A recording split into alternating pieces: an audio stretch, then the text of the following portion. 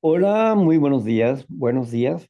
Hoy vamos a compartir el tema de la imperfección a la perfección en Cristo Jesús. Y basado en Primera de Corintios, capítulo 3, a partir del versículo 10. Agradezco a Naomi que hoy va a estar en la lectura con nosotros para disfrutar de de este momento y de la reflexión que vamos a tener en referencia a este asunto. Es bastante interesante. Espero les guste y ustedes también se gocen como yo me gozo en la interpretación de la Santa Escritura de acuerdo a la Santa Escritura, no a mis deseos personales. Bueno, pues adelante, Naomi, con la lectura. Sí, dice, conforme a la gracia de Dios que me ha sido dada, yo como perito arquitecto puse el fundamento y otro edifica encima, pero cada uno mire cómo sobreedifica. Amén. Yo, como perito arquitecto, explica el apóstol Pablo, he puesto el fundamento. ¿Qué es lo que hizo Pablo? El apóstol Pablo dio a conocer a los corintios de el Mesías. ¿Por qué de la salvación? ¿Por qué la necesidad de ser salvo? ¿Te has preguntado tú algunas veces por qué necesitas ser salvo? ¿Por qué necesitas ser rescatado o rescatada? ¿Te has preguntado eso? ¿Cómo Dios, siendo perfecto en todas las cosas, hoy vivimos en un mundo imperfecto? ¿Por qué? Bueno, la escritura nos habla acerca de que un día Dios creó todo el universo, absolutamente todo el universo, toda la materia. Y después de que creó toda la materia, creó la tierra en un punto específico y especial. Dentro de este punto específico y especial, creó una tierra con una condición de matriz, porque él tenía pensado reproducirse a sí mismo. Quería tener hijos, como el propio ser humano tiene anhelos de tener hijos. Asimismo, Dios quería tener hijos. Hemos sido hechos a su imagen y semejanza. Y así los mismos anhelos que nosotros tenemos de amar, procrear, tener familia, reproducirnos, es el anhelo de Dios reproducirse. Pero Él creó primeramente a un querubín que iba a gobernar la tierra. Ese querubín fue creado en el paraíso terrenal. Y había tambores y flautas. Y los ángeles, cuando creó Dios a este querubín como cuidador de esta tierra, todos estaban contentos y alegres de, de esta imagen de la perfección. A este querubín se le llamó Luzbel. Si tú quieres conocer la historia, puedes conocerla en Ezequiel capítulo 28 a partir del versículo 12. Ahí puedes conocer esta historia. Cuando él le puso joyas especiales, 11 joyas especiales, como gobernante de toda la tierra. Él y sus ángeles durante cientos o miles de años estuvieron trabajando en la recreación de la tierra. Y digo de la recreación de la tierra porque Dios lo había creado. Pero ellos hacían otras creaciones. En base a estas negociaciones y a estos asuntos, el querubín de cuando en cuando tenía que reportarse en el cielo con el Creador. Pero un día, de acuerdo a Isaías, capítulo 14, versos 12 y 13, un día él pensó en su corazón, subiré allá al cielo, al donde termina el norte, y pondré ahí mi trono. Él ya no se había conformado con la tierra. Él pensaba que era mejor que su propio creador.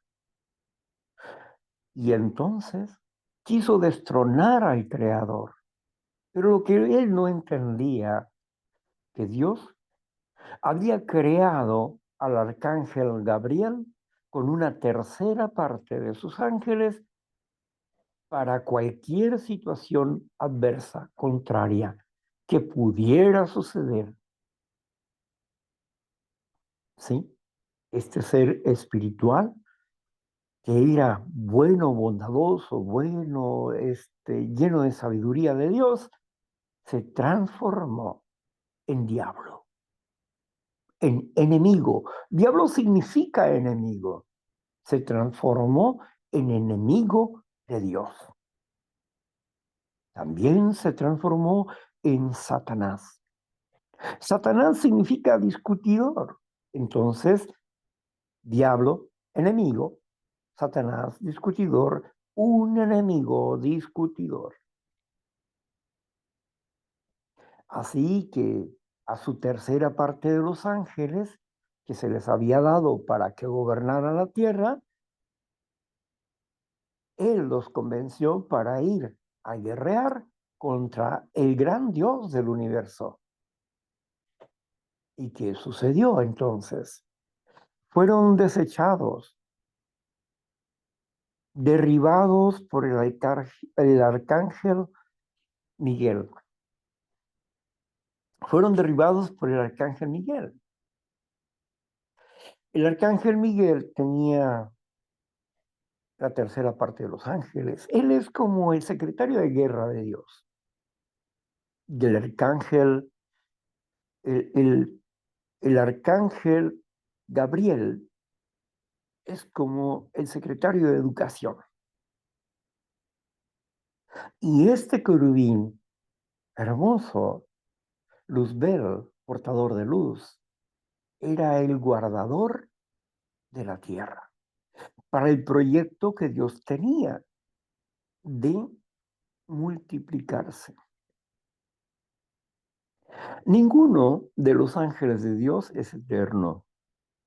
Son espíritus, pero no son eternos.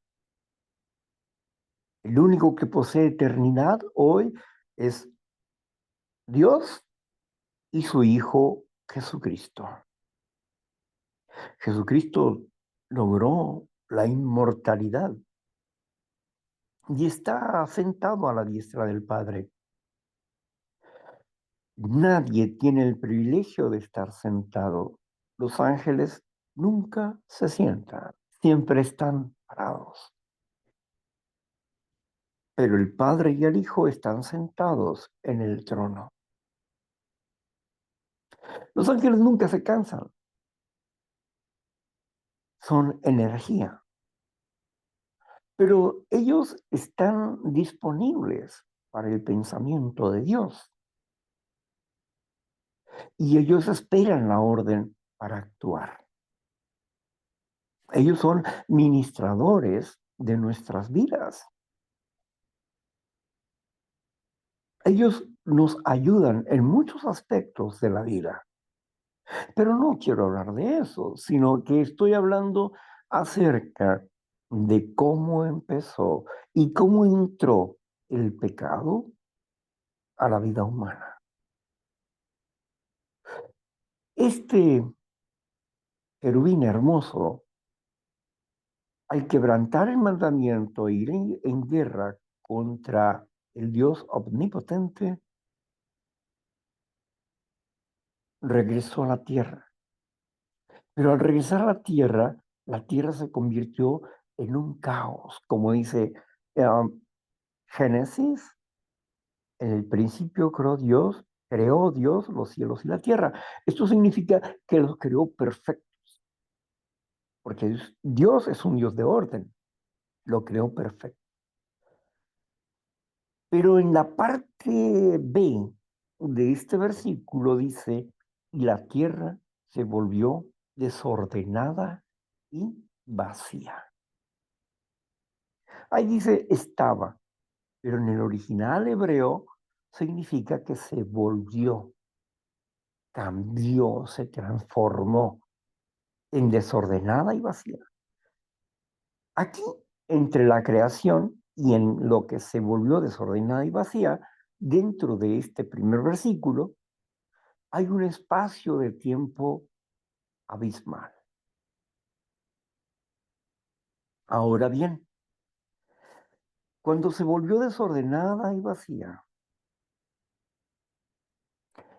empezamos a leer y el Espíritu de Dios se movía sobre la faz de las aguas. ¿Qué significaba eso? Primero, las aguas ya estaban creadas, pero ¿por qué estaban fuera? Como una lengua fuera de la tierra, como una acción ingravitacional. Cuando vi en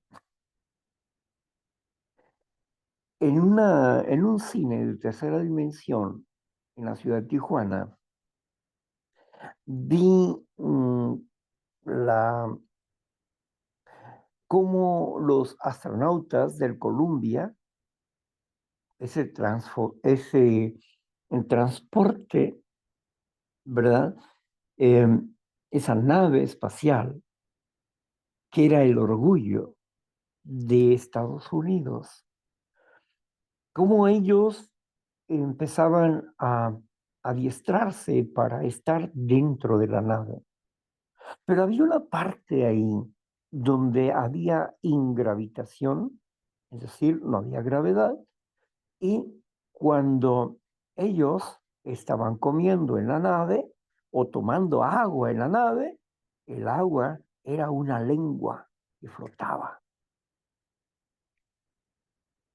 Sí, era una lengua que flotaba en el aire. Y cuando la escritura dice aquí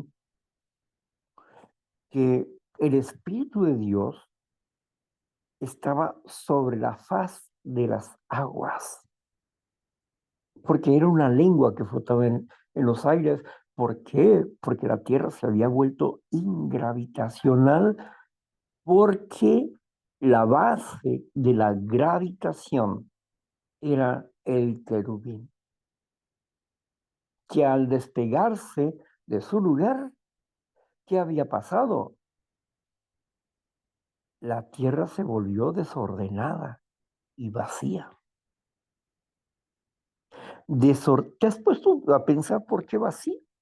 Porque el agua y las demás cosas empezaron a flotar, se salieron de su lugar. Entonces, a partir de entonces, vemos dos acciones, la creación y la recreación en el Génesis.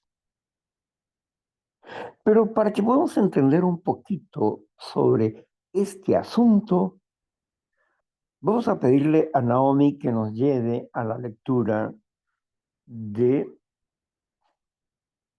Judas, versículo 6.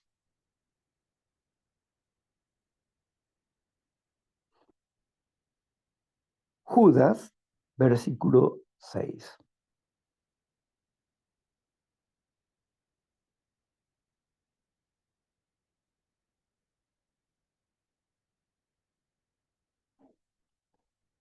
Sí. Dice, y a los ángeles que no guardaron su dignidad, sino que abandonaron su propia morada, los ha guardado bajo obscuridad en prisiones eternas para el juicio del gran día. ¿Correcto? Aquí dice que no guardaron su dignidad. ¿Cuál dignidad? Estaban en su casa, la tierra. Eran los gobernantes, pero decidieron rebelarse contra Dios. Y por eso están guardados en prisiones eternas. ¿Por qué prisiones y por qué eternas? Aquí, en mi ciudad, que es La Paz, está la prisión de La Paz. ¿Por qué? Porque está en La Paz, ¿cierto? Está en La Paz. ¿Dónde está prisionero, mi amigo? Allá en La Paz, Baja California Sur. Ahí está prisionero, ahí en la prisión de La Paz. En la prisión estatal de La Paz, ahí está. Ah, bien. Bueno, cuando estamos hablando de prisiones eternas, no es porque ellos van a estar eternamente ahí para siempre, no. Se llaman prisiones eternas porque Dios es eterno. Y Dios ordenó que estuvieran en esas prisiones. Pero te preguntarás, pero a ver, ¿cómo son las prisiones eternas? Se reduce el poder, el campo del poder de ellos. A estos ángeles se les redujo su poder, se les, no se les quitó, se les redujo el poder. Pero, ¿qué sucedió posteriormente? Después de reducirlos en eso y ponerlos en prisiones, entonces Dios empezó a recrear la tierra, a poner cada una de las cosas en su lugar y después de esto creó a un personaje llamado Adán para que Adán fuera rey y sacerdote del Dios Altísimo, para que él pudiera aprender el proyecto, el plan de Dios y pudiera enfrentarse en algún momento de su existencia al querubín que ahora estaba torcido de su entendimiento. Tenía que enfrentarse, ¿por qué? Porque alguien tenía que reinar en la tierra, alguien tenía que gobernar en la tierra. Y Dios puso a Adán y a Eva como gobernantes de la tierra. Les dio un paraíso y les dio un trabajo para que engrandecieran el paraíso. Adán y Eva fueron puestos aquí como rey y reina de la tierra. Mientras estuvieron bajo la voluntad de Dios, todo estaba perfecto, no había violencia y los animales se alimentaban de pastos. Todos no eran carnívoros, eran herbívoros. Me encanta cuando estudié acerca de la teoría de la zoología. La zoología es la parte de la ciencia que estudia la situación de los animales. Y dicen el zoólogo, dice que los animalitos, como el león y aún como el oso, en sus dientes existen molares porque cambiaron sus molares de herbívoros a carnívoros. En este testimonio de la ciencia da a conocer lo que nos dice la escritura. ¿Qué es lo que dice la escritura? Bueno, la escritura nos dice que todo estaba bien, Pero Dios puso dos árboles en el Edén especiales. El árbol de la ciencia del bien y del mal, que representaba la embajada del reino de Satanás o diablo, de ese enemigo discutidor. Y luego puso otro árbol, el árbol de que representaba el Espíritu de Dios, el árbol de la vida. Dos árboles. Dios solamente le dijo a Adán, de todo árbol del huerto puedes comer, incluido el árbol de la vida, pero del árbol de la ciencia y del mal no comerás, porque el día que comas de ese árbol, comenzarás a morir. Y dije yo, comenzarás a morir. En español dice, y morirás, pero en el hebreo no. En el hebreo dice, comenzarás a morir. Así que Adán, como fue creado antes de Eva, y pasó muchos años solo. ¿Cuánto tiempo? Realmente no lo sé, pero muchos años, tal vez cientos o miles de años. ¿Por qué? Porque Dios fue creando a los animalitos en hembra y macho, hembra y macho, hembra y macho, hembra y macho. Un león, una leona, un gato, una gatita, un perrito, una perrita, y así fue creando. Y Adán tenía que ponerle nombre a la creación de Dios. Y para esto tenía que estudiar a los animalitos, como en mi caso, ¿verdad? Yo veo al perrito que tengo, el más pequeño, y como siempre estaba llorando, le puse Crayer, el llorón, ¿sí? El llorón, Crayer, es una peculiaridad.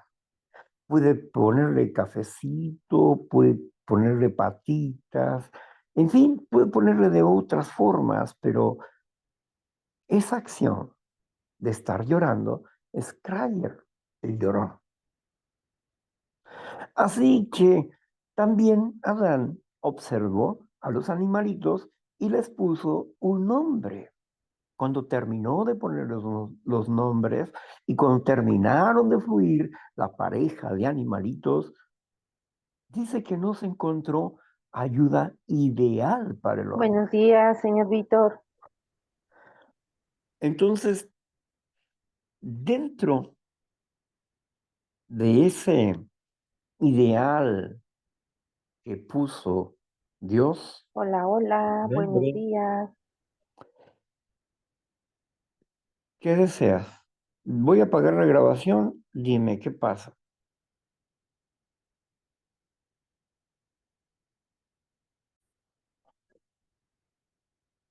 Bueno, entonces les decía que estaba ahí, le había puesto nombre a todos los animalitos y había pasado mucho tiempo. ¿Cuánto? Pues yo no sé cuánto tiempo, pero él estaba solo. Entonces, como no se encontró ayuda idónea, fue creada Eva. Tomó la primera operación de la que tenemos entendimiento, metió su mano en el costado del hombre, sacó un pedazo de costilla y de ahí formó a la mujer, varón y hembra. Y se formó la mujer ideal para el hombre. Hasta ahí las cosas iban bien. Pero Adán tenía que darle la información que Dios le dio a él, a la mujer. En otra forma, Adán tenía como líder primario, tenía que enseñarle a la mujer lo que Dios le había enseñado. Dios había parado toda su obra, capítulo 2 del Génesis, había parado toda su obra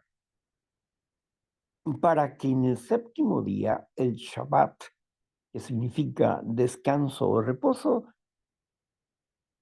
había descansado de esa obra para instruir al hombre, ya que en el sexto día lo había creado, pero en el séptimo era un día donde él santificó el séptimo día, es decir, puso en ese día, en el séptimo día, puso el sello de su presencia.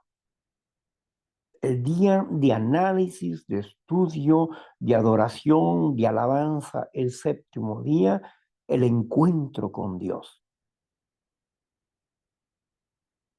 Así que de esta manera empezaron ellos a dialogar con Dios los días séptimos. Cada séptimo día venía Dios al encuentro de ellos para instruirles, para conocer qué es lo que habían hecho durante la semana y qué es lo que tenían que hacer en la próxima semana. Dios les generaba una agenda. Así es que en un día de tantos, pero no el séptimo día, en un día cualquiera, se encontró con la serpiente. El tiempo había llegado, el tiempo de la prueba de Adán. Probar su fidelidad y su fe a Dios. Una prueba para Adán. El diablo o Satanás, enemigo discutidor, estaba ahí, transformado en serpiente, y las serpientes caminaban como las cobras que se paran. ¿Has visto a la cobra que se para así? Bueno, así caminaban las serpientes paradas. Y se encontró con Eva. Y la serpiente empezó a decirle, ¿con qué Dios te ha dicho que no comas de los frutos del huerto?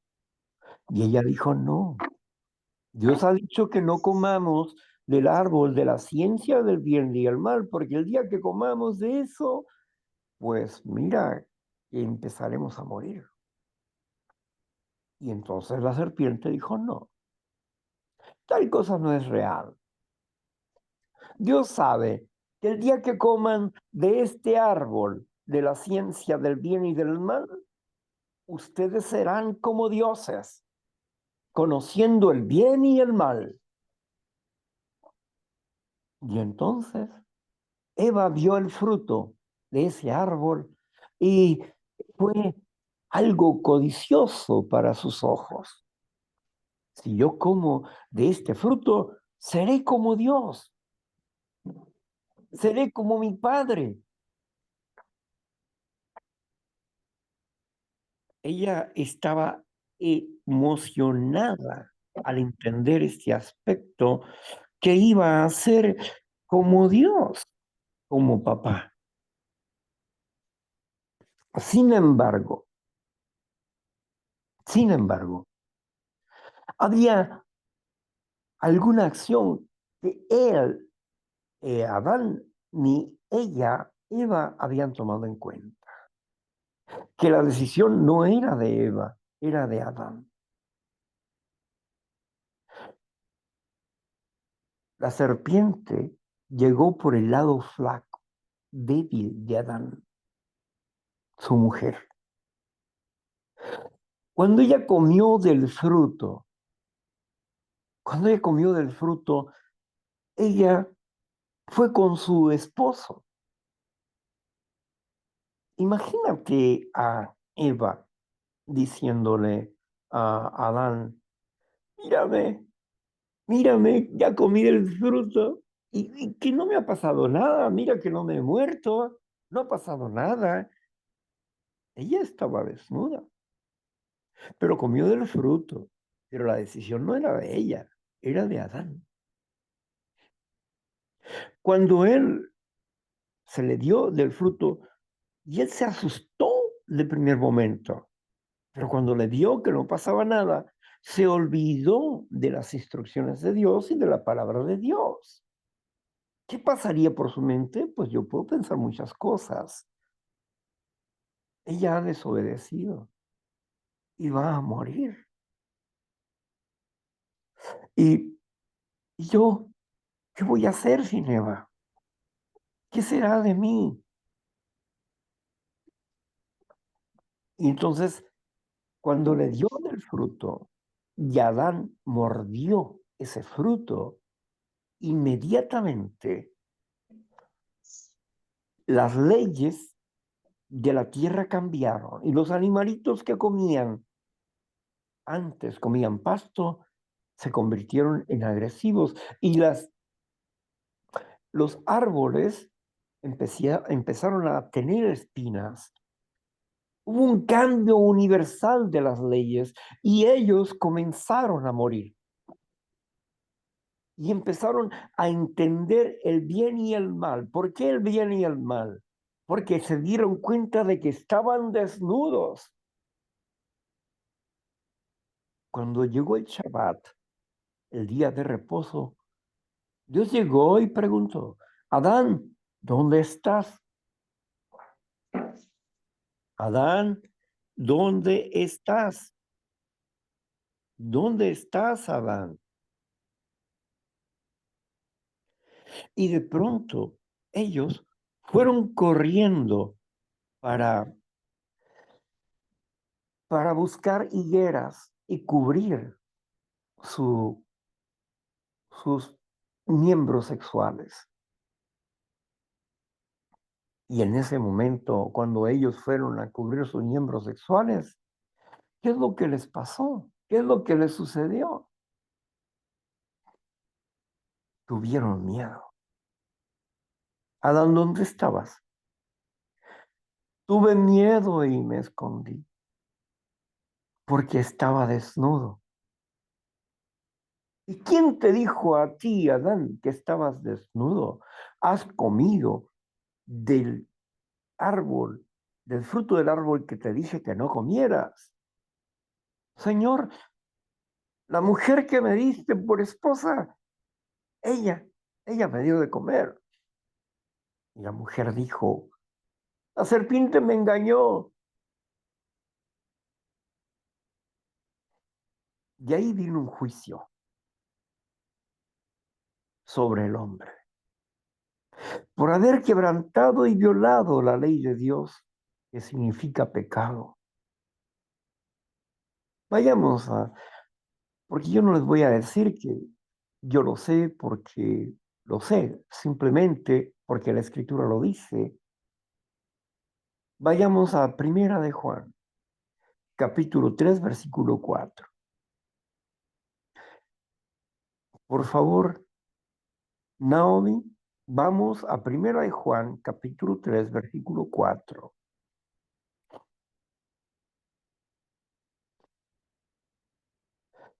Permítame un momento.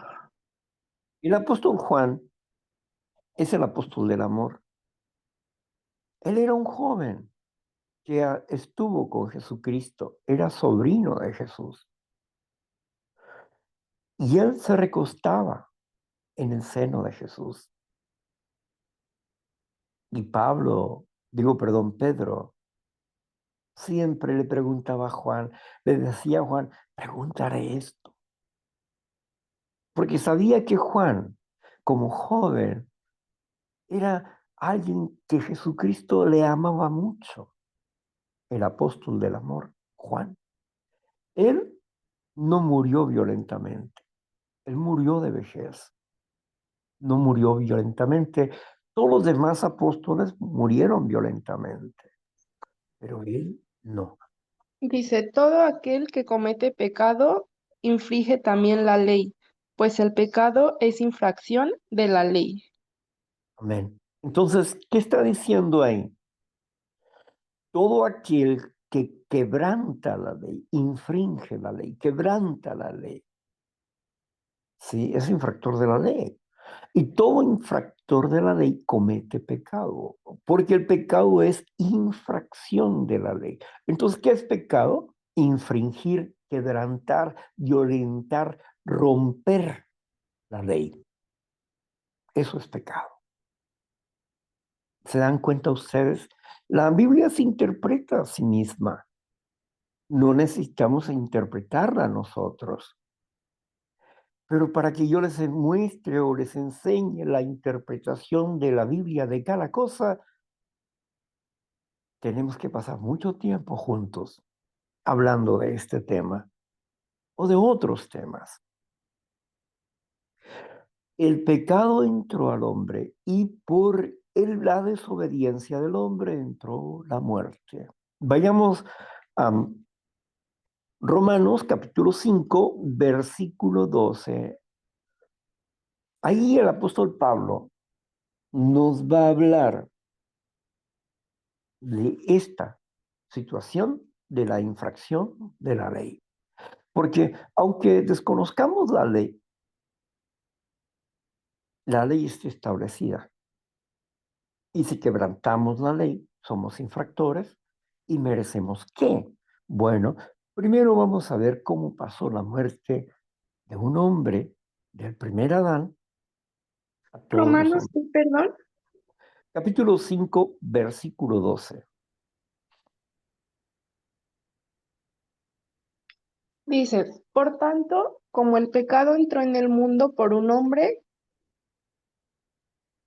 y por el ¿Ya? pecado la muerte, así la muerte pasó a todos los hombres por cuantos todos pecaron. ¿Ok? Bueno, dice que por un hombre, Adán, entró la muerte por infracción, por quebrantar, por romper la ley. Nosotros heredamos la muerte, lo cual quiere decir que Satanás obtuvo un gobierno. Cuando venció a Adán, engañándolo a través de su mujer, engañando a su mujer, y Adán comió de ese fruto, desde ese momento, Adán cayó de la gracia de Dios. Ya no era apto para ser rey.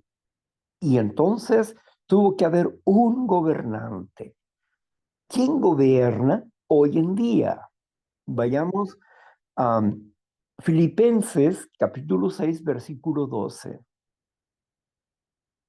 Filipenses capítulo 6, versículo 12. Aquí el apóstol Pablo nos enseña que nosotros no solamente tenemos lucha contra carne y sangre, sino contra principados, con autoridades que andan aquí en el cielo. Veamos pues ese aspecto. Naomi nos va a buscar por ahí lo que dice Filipenses capítulo 6 a partir del versículo 12.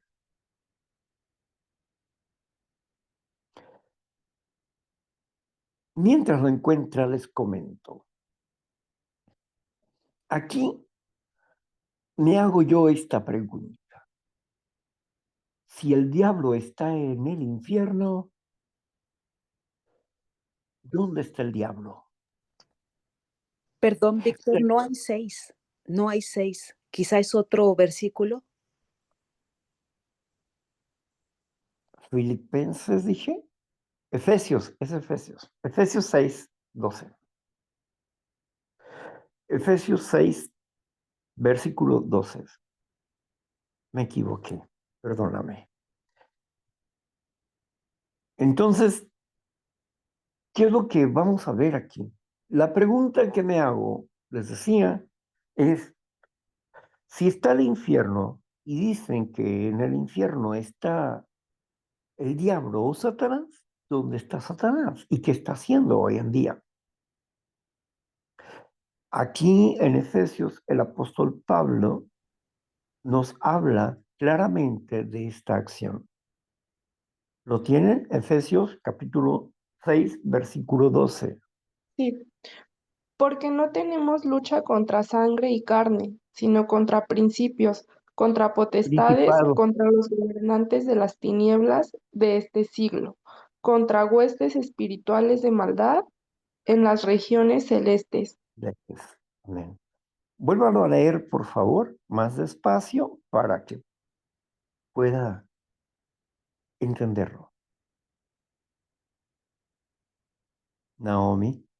Porque no tenemos lucha contra sangre y carne, sino contra principados, contra potestades, contra los Autoridad. gobernantes de las tinieblas de este Gobernantes de siglo, las tinieblas de este siglo. Muy contra bien. huestes espirituales de maldad en las Ejércitos de maldad regiones celestes. y las regiones de este cielo.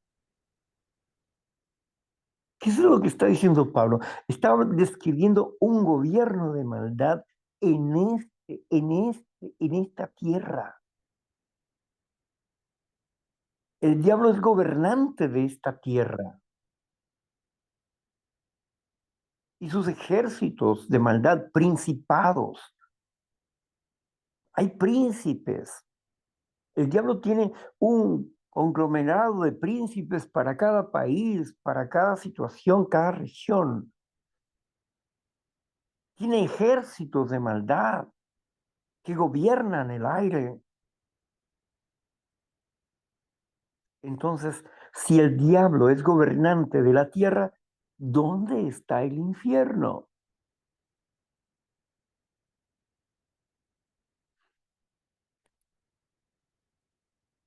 La mala interpretación de la escritura hace que las personas tergiversen lo que dijo Jesús. Cuando comparó Jesús el Gehenna como un lugar de destrucción. ¿Qué era el Gehenna? Era un basurero afuera de Jerusalén, donde tiraban animales muertos, basura, y donde siempre había fuego y por lo tanto siempre había moscas y gusanos. El Gehenna era un basurero afuera de... Y entonces, ¿por qué comparó Jesús al Gehenna? Lo comparó con el juicio final, no como un estatus presente donde el diablo está atormentando a la gente. Jamás dijo eso Jesucristo. El Gehenna era un lugar donde siempre estaba el fuego y no se extinguía.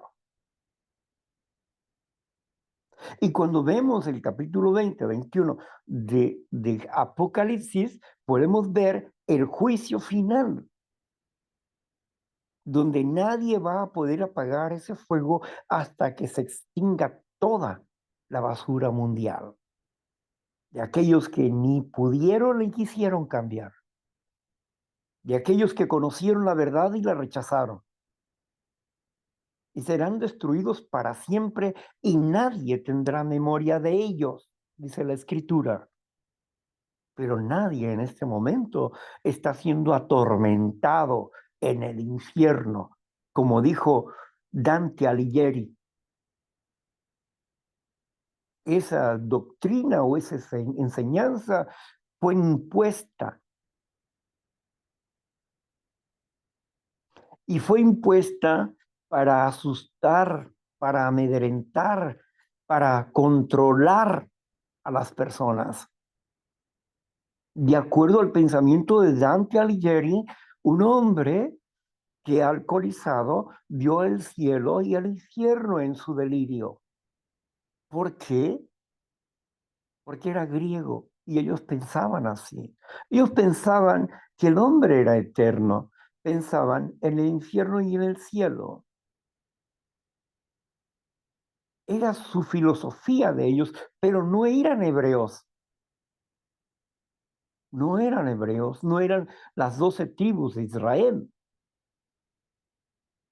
Y tergiversan los versículos, que un día se los voy a comentar. ¿Existe el infierno? Voy a hablar de ese tema a profundidad sobre ese tema, para que puedan entender lo que la escritura dice y la mala interpretación de las escrituras, y puedan entender el orden de las cosas. Es lo que estoy tratando de hacer. Empezamos nosotros con este tema, y ese tema nos va a durar algunos algunos sábados para entenderlo bien. Aquí vamos entendiendo que el gobernante, el amo y señor del gobierno de la muerte es Satanás, no Dios. Dios es el reinado de la vida. ¿Se acuerdan del árbol de la ciencia del bien y del mal y el árbol de la vida? ¿Qué dijo Dios al respecto? Cuando el hombre comió del árbol de la ciencia del bien y del mal, ¿qué comentó Dios con el verbo? Primeramente, vayamos a San Juan, capítulo 1, versículo 1. ¿Qué nos dice San Juan, capítulo 1, versículo 1? ¿Qué nos habla ahí? No quiero decírselo desde mi memoria, quiero que lo lean ustedes, que lo vean ustedes. San Juan, capítulo 1, versículo 1. ¿Qué dice ahí, por favor? Será este, en el principio era verbo, y el verbo era con Dios, y el verbo era Dios.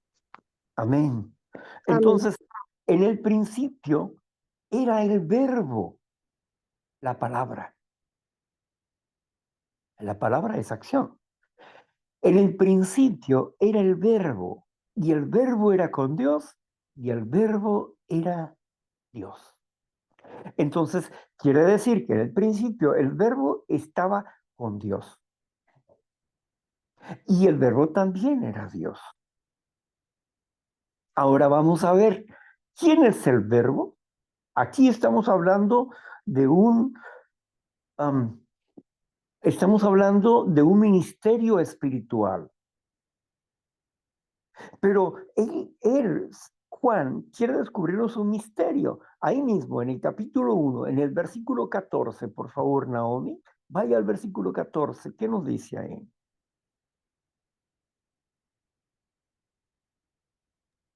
¿Sería tan amable de repetírmelo otra vez, por favor? Versículo 14, 14, 14, 14. Versículo 14. San Juan, capítulo 1, versículo 14.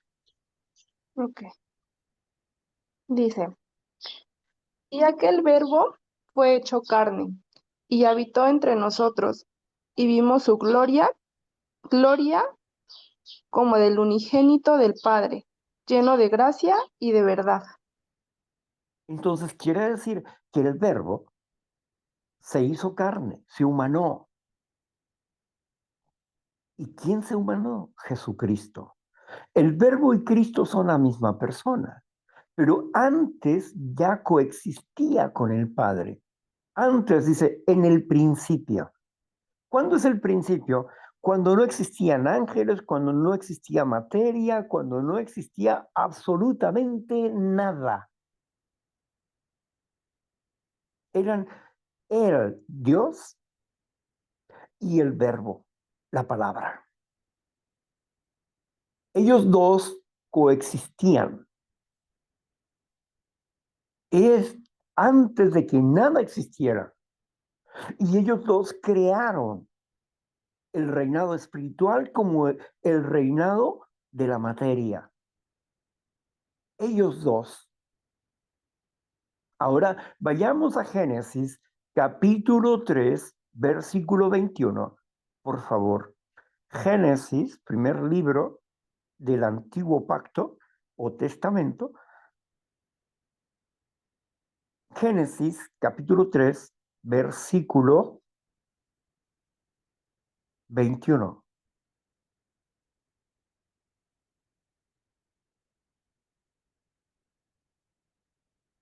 Dice, y Jehová Dios hizo al hombre y a su mujer túnicas de pieles y los vistió. Sígale.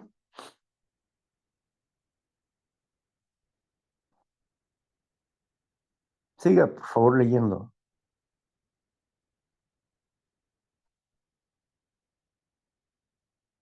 ¿Me apoyas, Marla?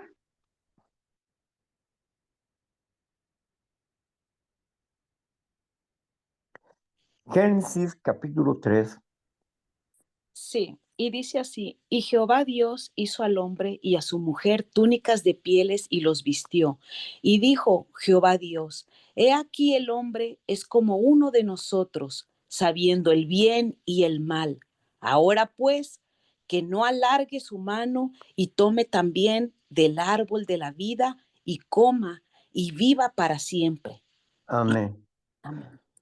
Aquí está diciendo claramente que el hombre no es inmortal. Aquí está diciendo para que el hombre no sea un pecador inmortal, para que no coma del árbol de la vida y viva para siempre. Está diciendo que el hombre es un alma mortal. No está diciendo que el hombre es un alma inmortal. Por lo tanto, no andar penando aquí y allá, no. Ese es un truco del enemigo, de Satanás, el discutidor, el gobernante de este mundo.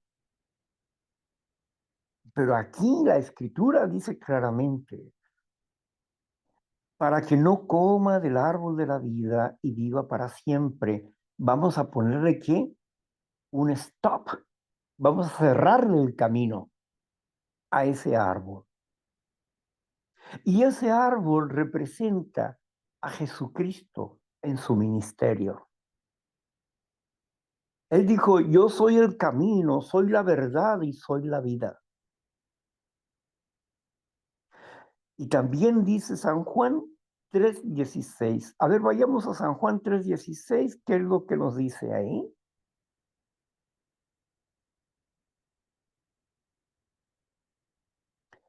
San Juan, capítulo 3, versículo 16. ¿Qué es lo que nos dice ahí?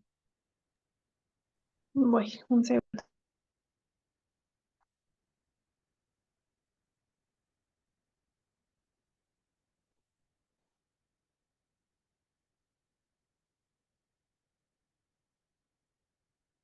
San Juan, capítulo 3, versículo 16. Dice, porque de tal manera amó Dios al mundo que ha dado a su Hijo unigénito, para que todo aquel que en él cree no se pierda más, tenga vida eterna. De tal manera amó el Padre Dios al mundo que ha dado a su Hijo unigénito para que todo aquel que en él cree no sea destruido, mas tenga vida eterna. ¿Por qué Dios te está prometiendo vida eterna? Si fueras eterno, ¿para qué te promete lo que ya tienes? ¿No crees? Si tú fueras un ser eterno, ¿para qué Dios te promete eternidad? Es Espérate, con ilógico. una bolsa para echarlo. Marta, tienes tu micrófono abierto, ¿lo puedes cerrar?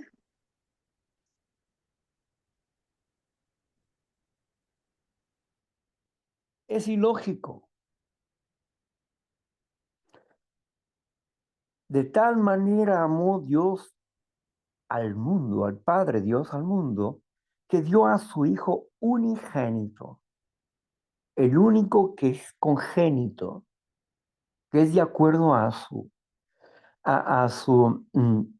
género, el único Dios congénito, Jesucristo, el único Hijo, dio a su Hijo.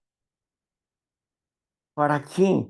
Para que las personas no sean muertas, no sean destruidas, mas tengan, ¿qué? Vida eterna. Entonces Dios está prometiéndonos que Él está diciéndonos, he enviado a mi Hijo para que ustedes me conozcan y ustedes puedan tener vida eterna. ¿No creen que es ilógico el hecho de pensar de que soy un ser eterno?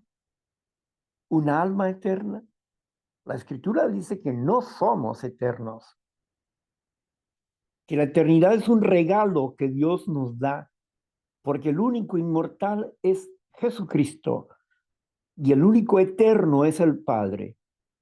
Ambos tienen inmortalidad. no pueden morir. Y ellos quieren darnos a nosotros la vida eterna. ¿No te parece maravilloso eso? ¿No te parece lógico lo que dice la Escritura? ¿Y por qué puedo creer otra cosa? Yo creo lo que dice la Escritura. No creo lo que me dicen los cuentos de los griegos o los cuentos chinos. No, creo lo que dicen los hebreos, la Escritura. Vamos a trabajar con esta primera parte, ya estamos finalizando en esta primera parte, y vamos a regresar al punto de partida. ¿Cómo comenzamos esto? En 1 Corintios capítulo 3, versículo 10.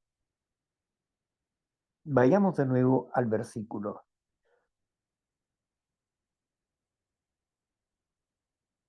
Primera de Corintios, capítulo 3, versículo 10. Ok. Conforme a la gracia de Dios que me ha sido dada, yo como perito arquitecto puse el fundamento y otro edifica encima, pero cada uno mire cómo sobreedifica. Aquí Pablo está diciendo, yo como perito arquitecto he puesto el fundamento, la roca, la fe en Cristo Jesús. He puesto la roca, pero cada uno de ustedes, mire cómo edifica. Vendrán otros a edificar sobre nosotros, pero nosotros tenemos que revisar cómo sobreedificamos. Es decir, cómo estamos construyendo nuestra nueva personalidad, cómo estamos desarrollando la nueva personalidad. Aquí hay un secreto tan interesante y una idea tan fascinante que nos pone en tiempo y forma de la actualidad. Pero viendo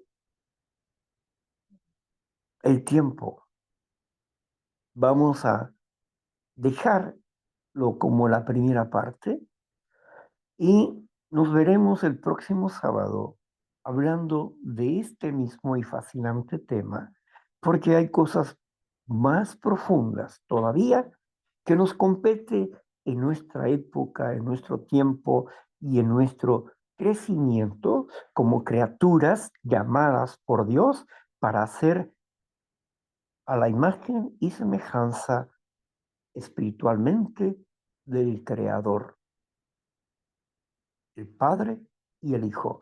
Así es que, estando convencidos de esto, que el que comenzó la buena obra en ustedes nos perfeccionará. Por favor, ahora sí, y es el último versículo, vamos a Filipenses. Filipenses, capítulo 1, versículo 10.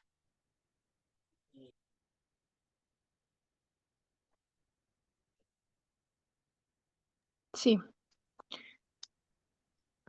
para que aprobéis lo mejor, a fin de que seáis sinceros e irreprensibles para el día de Cristo. Amén. Ahora, váyase, le dije al 10, ¿verdad? Váyase al versículo 1 al 6, por favor. Perdón, al 6, al versículo 6.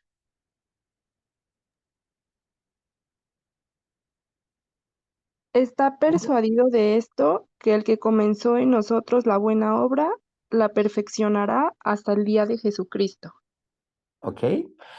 Estando convencido de esto, que el que comenzó la buena obra en nosotros, la perfeccionará en el día que Jesucristo venga.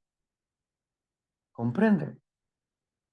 Vamos a ser imperfectos hasta que la perfección llegue a través de la llegada de Cristo Jesús en su segunda venida en nuestras vidas, que seamos transformados de este cuerpo mortal a un cuerpo de inmortalidad. Entonces seremos perfectos. Así es.